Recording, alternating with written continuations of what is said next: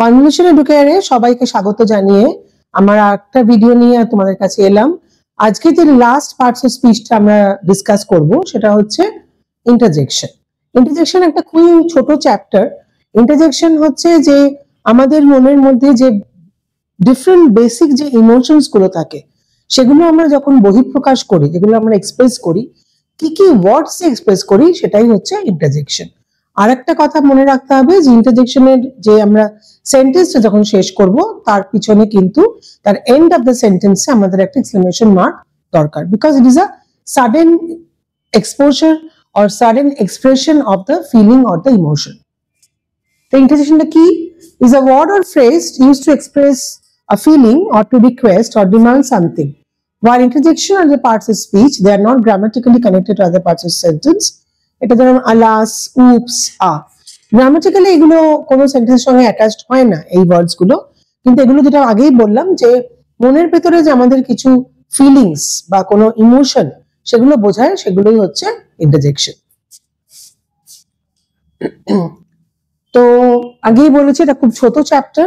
First এটা we have won the game, তার মানে কি, যদি কোনো কিছু আনন্দের কোনো কিছু বোঝায় তখন আমরা বলি hurrah. Dash what are your plans for tomorrow, hey কাউকে জিজ্ঞেস করছি, হে তুমি শোনো তোমার কালকের জন্য কি plan. What a lovely colour, wow. Dash can here that something is approaching, মানে কোনো জিনিস আসছে, তো আমরা যে আওয়াজটা করি সেটা হচ্ছে shoo. Dash what a devious lie, oh we can never leave you and go, alas, মানে কোনো যখন যদি কোনো স্যাড কোনো কিছু বোঝায় তখন আমরা alas বলি, বা তোমার যদি কোনো আনন্দের কিছু বোঝায় তখন হুরা বলি, বলি। Doctor is on the visit to see the patients, hush আস্তে কথা বলার জন্য।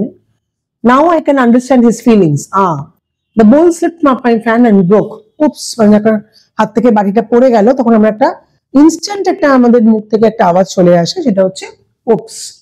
Dash be just tongue me, ouch, যখন কোনো কিছু ব্যথা লাগে তখন আমরা আউচ বলি। তো এই কিছুগুলো ওয়ার্ডস, যেটা interjection is very short chapter, কিন্তু সেটা হচ্ছে যে তোমার আমাদের যে মনের যে এক্সপ্রেশন, মনের যে ফিলিংস, কোনো কিছু হলে পরে, কোনো ইনসিডেন্ট হলে পরে যেভাবে আমরা বোঝানোর চেষ্টা করি সেগুলো, সেই ওয়ার্ডস গুলো হচ্ছে ইন্টারজেকশন।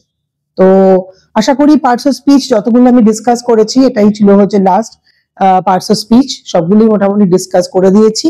তো প্রত্যেকবারের মতো আবারও বলছি, যদি কোনো অসুবিধা হয় নিশ্চয়ই তোমরা ক্লারিফিকেশন করবে, এক্সারসাইজ করো, খাতায় নোট ডাউন করো কিছু পয়েন্টস যদি মনে হয় যে ইম্পর্টেন্ট পয়েন্টস, আর অল দ্য বেস্ট, এক্সারসাইজ গুলো করো এবং প্রত্যেকটা পার্টস অফ স্পিচ কিন্তু রিক্যাপচার করে প্র্যাকটিস করো। প্র্যাকটিস, আমি আবারও বলছি, প্র্যাকটিস না করলে কিন্তু প্রত্যেকটা পার্টস অফ স্পিচে কিন্তু যে বেসিক নলেজটা ওটা কিন্তু ভুলে যাবে।